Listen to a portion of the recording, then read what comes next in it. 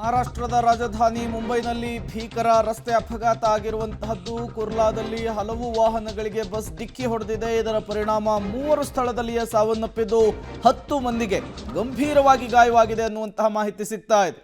ಮುಂಬೈನಲ್ಲಿ ನಡೆದಿರುವಂತಹ ಡೆಡ್ಲಿ ಆಕ್ಸಿಡೆಂಟ್ನ ಪರಿಣಾಮ ಏನಾಗಿದೆ ಅನ್ನೋದನ್ನು ನೀವು ಗಮನಿಸ್ತಾ ಇದ್ದೀರಿ. ಕಿಲೋಮೀಟರ್ ಗಟ್ಟಲೆ ಟ್ರಾಫಿಕ್ ಜಾಮ್ ಉಂಟಾಗಿದೆ. ಜನ ಕಿಕ್ಕಿರಿದು ಸೇರಿದ್ದಾರೆ. 3 ಸ್ಥಳದಲ್ಲಿಯೇ ಸಾವನ್ನಪ್ಪಿದ್ದಾರೆ. 10 ಜನರಿಗೆ ದೊಡ್ಡ ಪ್ರಮಾಣದ ಗಾಯ ಆಗಿದೆ ಅನ್ನುವಂತಹ ಮಾಹಿತಿ.